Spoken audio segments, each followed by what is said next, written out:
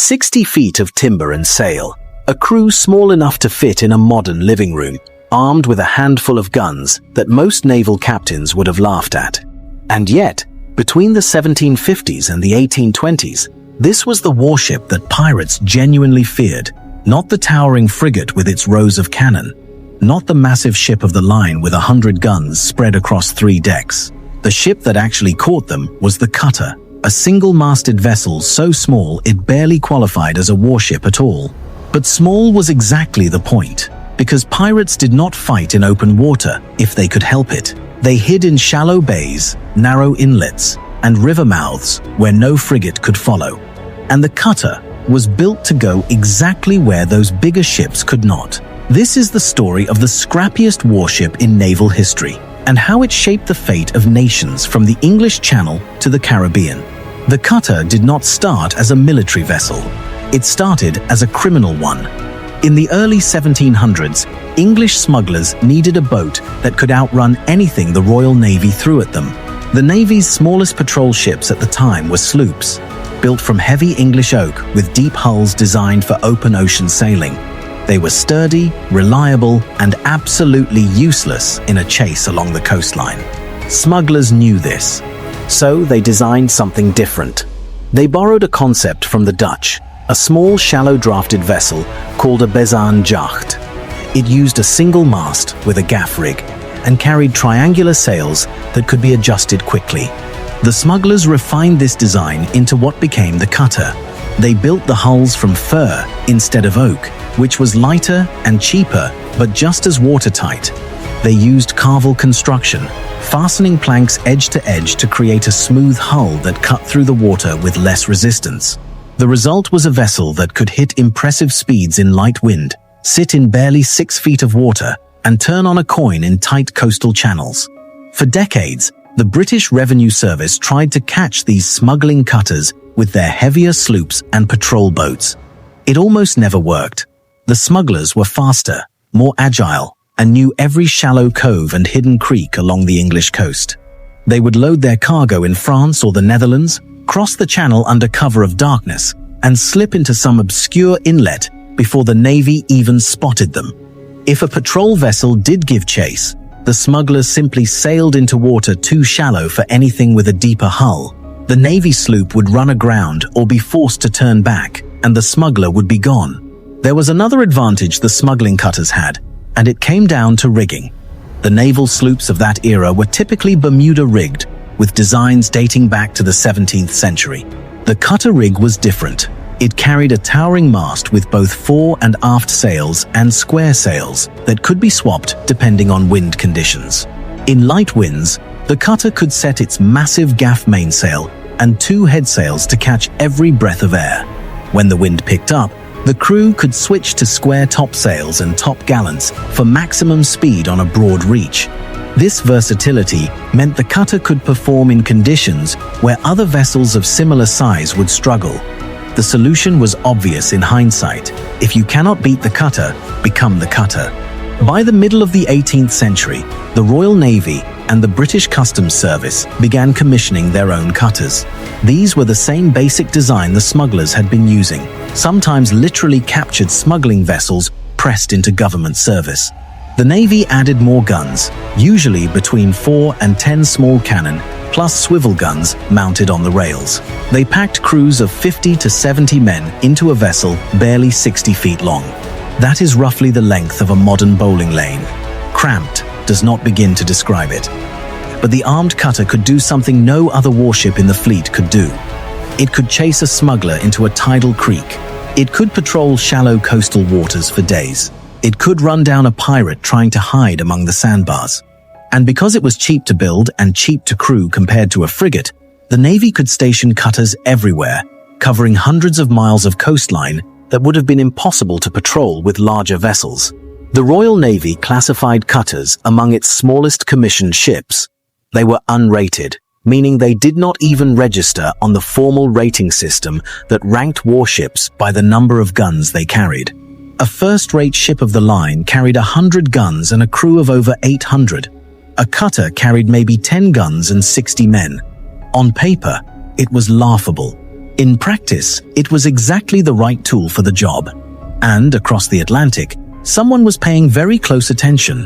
In 1789, Alexander Hamilton was 32 years old and had just been appointed the first Secretary of the Treasury of the United States. The country was broke.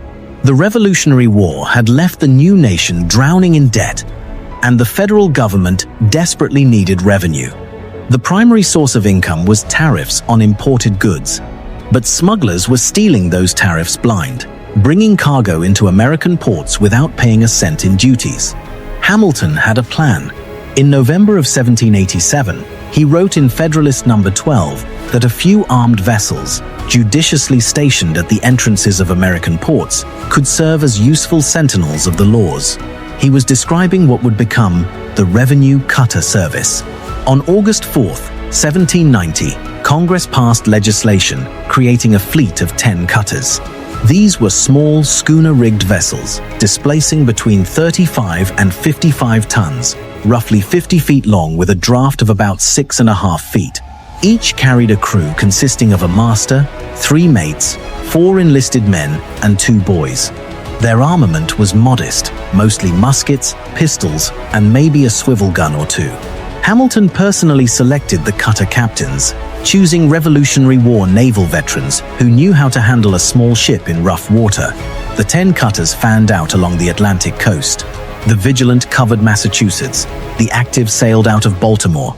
The Diligence was stationed at Wilmington, North Carolina. The South Carolina worked the waters around Charleston. And the Eagle patrolled the coast of Georgia. Each captain reported to the local customs collector, who directed the cutter's operations based on local smuggling patterns. Here is the part of this story that changes everything. The United States did not have a navy. Congress would not re-establish the Navy until 1798. For 8 full years, these 10 tiny cutters were the only armed maritime force the entire country had. Every pirate, every smuggler, every foreign privateer lurking off the American coast. This was what stood between them and American merchant shipping. 10 small boats with skeleton crews and a handful of firearms. And somehow, it worked. In 1793, the cutter Diligence under Captain William Cook scored the Revenue Cutter Service's first anti-piracy action when it ran a pirate vessel ashore in the Chesapeake Bay. That same year, Cook and his crew seized the San Jose, a Spanish ship carrying gold that had been captured illegally by a French privateer called the Amiable Margareta. Cook sailed the Diligence right up alongside the privateer, boarded it, and took the gold. This was a 40-ton schooner with a crew of 10 going up against armed privateers, and winning. The early cutters also intercepted slave ships, enforced quarantine restrictions during disease outbreaks, and rescued mariners in distress, often without being formally assigned any of these missions. The cutter captains just did it because they were the only government vessels out there. Then came the real test. In 1798, France and the United States stumbled into an undeclared naval conflict known as the Quasi-War. French privateers were attacking American merchant ships throughout the Caribbean, seizing cargo and sometimes imprisoning crews. Congress finally authorized the creation of the U.S. Navy, but the new warships took time to build and deploy. In the meantime, the cutters were all the country had. 8 revenue cutters were transferred to Navy Command for combat operations. These were small vessels, remember, designed for chasing smugglers, not fighting warships, but the cutters adapted. They escorted convoys of American merchant ships through dangerous waters.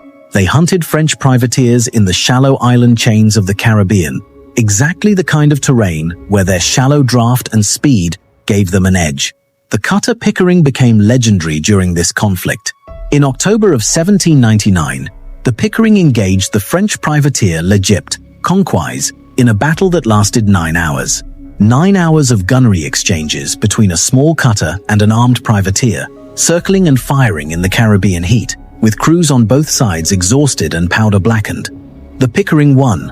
Over the course of the Quasi-War, this single cutter captured 10 French vessels, more than any other ship in the revenue fleet. The Pickering alone accounted for more captures than several Navy frigates combined. In total, cutters captured or assisted in the capture of 20 enemy ships during the conflict, accounting for roughly 1/6 of all vessels taken by American forces.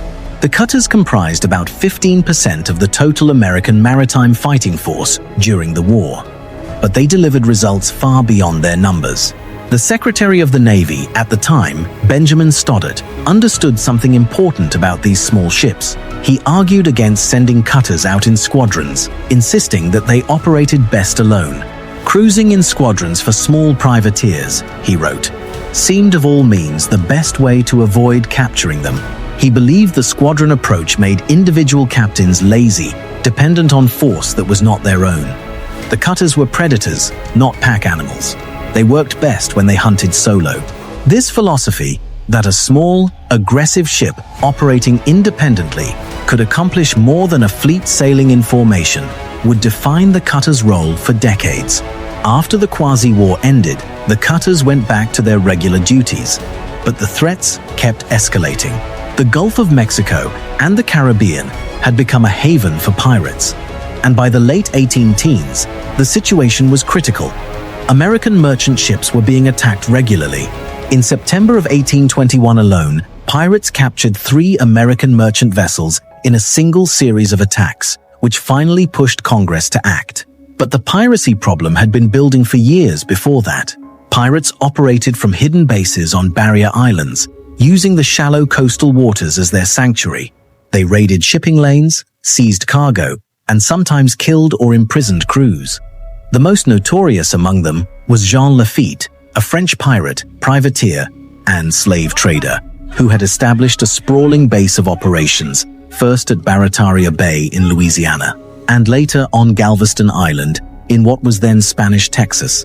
Lafitte had made himself the governor of Galveston by 1819, and from there he ran a network of raiders, smugglers, and slavers that terrorized Gulf shipping. The island's location was strategic because it offered many inland waterways where pirate vessels could escape any naval ship that ventured too close to the coast. The U.S. Navy sent frigates to deal with the problem, but they faced the same issue the Royal Navy had dealt with decades earlier. The big ships could not get close enough to the pirate hideouts. The answer, once again, was the cutter. In April of 1819, the Treasury Department authorized the construction of 2 new cutters specifically for anti-piracy duty in the Gulf. The Alabama and the Louisiana were built at the Christiansburg Shipyard in New York City, designed by naval constructor William Doughty. They were 51-ton topsail schooners, about 57 feet long, with a 17-foot beam. Each carried a single pivot gun, ranging from 9 to 18-pounders. They cost $4,500 apiece to build. For context, a frigate cost roughly $300,000. You could build more than 60 cutters for the price of 1 frigate. The Alabama was assigned to Mobile. The Louisiana was stationed at New Orleans. Their mission was to patrol the Gulf of Mexico and engage any pirates they found, and they found plenty. On August 31st, 1819, the Alabama and Louisiana were sailing together off the coast of southern Florida, about 75 nautical miles northwest of the Dry Tortugas. They spotted a schooner. It was the Bravo, one of the newest ships in Jean Lafitte's pirate fleet. Lafitte was arguably the most notorious pirate operating in the Gulf at the time, running a network of smugglers, slavers, and raiders from his base on Galveston Island. His lieutenant, Jean Defarges, commanded the Bravo. The 2 cutters gave chase. When they closed within range, the Bravo opened fire first, hitting the Louisiana with a volley of musket fire that wounded the first officer and 3 crewmen. The cutters returned fire with their pivot guns, and a running gunnery duel broke out. The Americans pressed the attack, closed the distance, and boarded the Bravo in hand-to-hand combat. The pirates were captured. The Bravo had recently seized a Spanish schooner called the Filomena, which was carrying flour from Pensacola to Havana.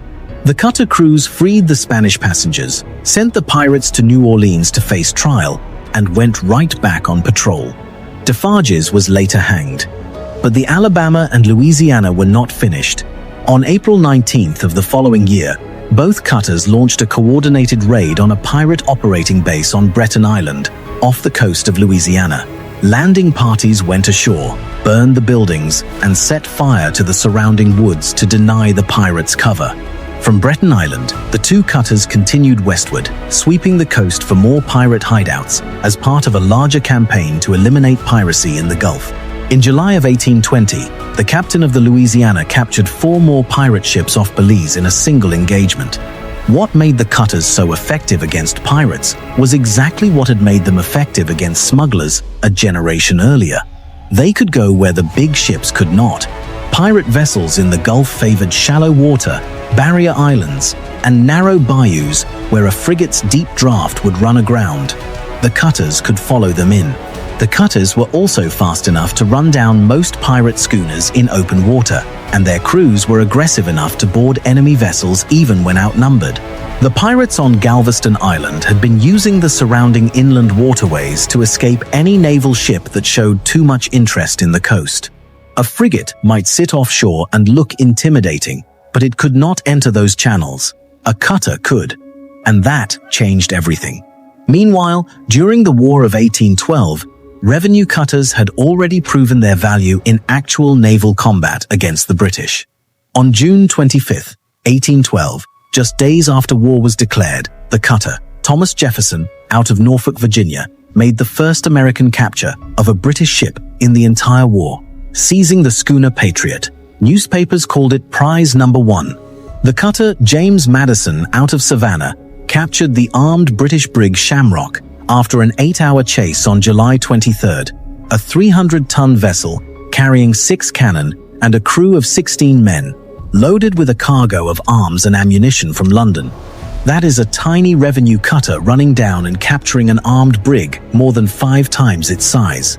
Just 9 days later, the Madison seized a second vessel, and the cutter Gallatin captured the armed British brig General Blake, which was sailing from London to Spanish Florida, carrying slaves and British war materials. During the war, 8 cutters engaged the enemy, captured dozens of prizes, and escorted hundreds of unarmed American merchant ships along the coast. They were not supposed to be warships. They were designed to catch smugglers. But when the country needed them to fight, they fought. The cutter Thomas Jefferson had a particularly memorable engagement when British barges tried to raid its home waters. The Jefferson took on the barges, engaged in a running gun battle, and captured British crews. During the fight, enemy fire shot away the cutter's flag 3 times. Each time, a crewman volunteered to climb up and replace it. On a tiny ship, under fire, with no armor and no reinforcements coming. This raises a question that is worth sitting with for a moment. Why would anyone volunteer for duty on a cutter? The conditions were brutal. 50 to 70 men crammed into a vessel 60 feet long and 20 feet wide. No below-deck quarters worth speaking of on the earliest models.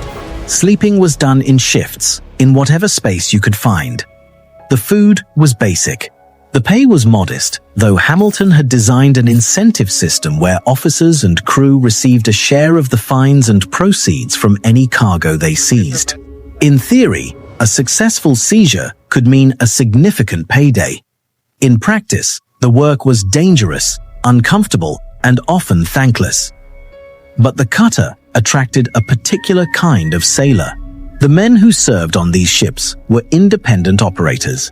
They did not sail in formation. They did not answer to an admiral on a distant flagship. The cutter captain was the highest authority for miles in every direction, making decisions in real time about whether to engage, pursue, or retreat. For sailors who wanted autonomy and action, the cutter was the only game in town, and the cutter captains themselves were often exceptional.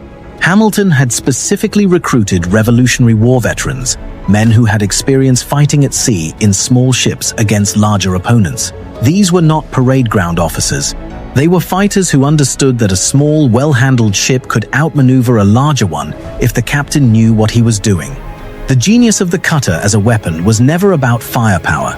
A 10-gun cutter was never going to slug it out with a 40-gun frigate. That was not the point.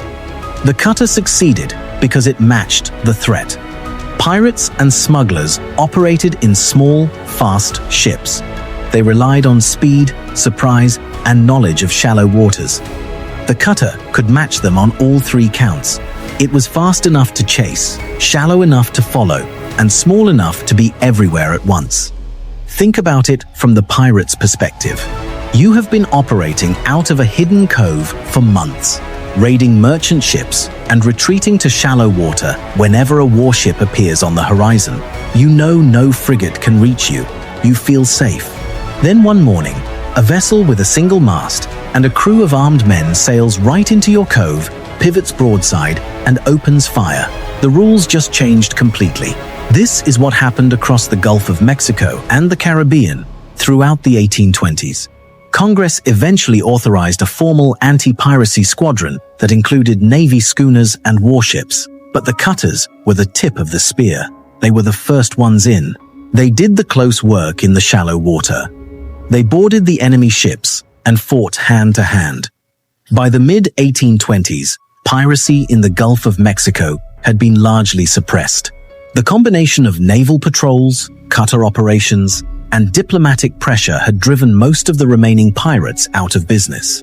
Jean Lafitte himself had been forced to burn his own settlement on Galveston Island and flee into the Caribbean, where he died around 1823. The cutter did not win this fight alone, but it did something no other warship could do. It went where the pirates actually were. And this is the pattern that repeats throughout the cutter's history. In the 1750s, the Royal Navy adopted the cutter to fight smugglers along the English coast because its frigates were too big and too slow. In the 1790s, Alexander Hamilton built 10 cutters to protect American revenue because the country could not afford a navy. In the 1800s, those same cutters fought French privateers, British warships, and Caribbean pirates, punching above their weight in every single engagement. The ship class evolved over time. The original single-masted cutters gave way to topsail schooners and eventually to steam-powered vessels.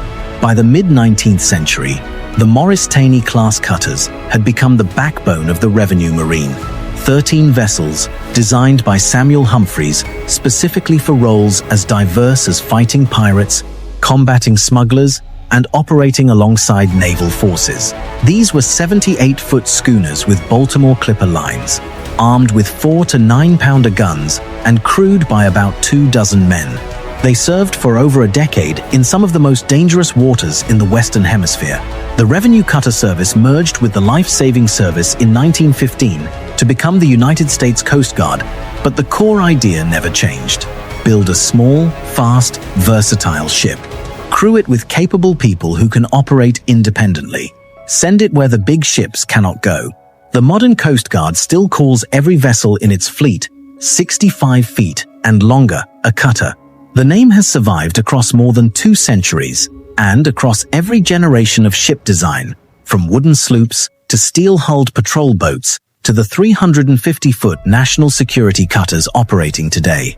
The word cutter now means something broader than it once did, but the philosophy behind it remains exactly what it was in 1790, when 10 small boats sailed out to protect a coastline that stretched from New England to Georgia. The frigate gets the glory. It always has. The big warships with their dramatic broadside battles make for better paintings and better Hollywood movies, but the cutter did the work that frigates could not. It chased the smugglers through the shallows. It ran down the pirates in their hiding places. It boarded enemy vessels with crews so small that every man had to fight. And it did all of this for a fraction of the cost, with a fraction of the crew, in waters that no captain of a larger ship would dare to enter. The cutter was never the most impressive warship on the ocean. It was just the most useful one. While admirals and historians celebrated the great ships of the line and the famous frigates, the cutter quietly did the work that kept coastlines safe, trade routes open, and pirates looking over their shoulders.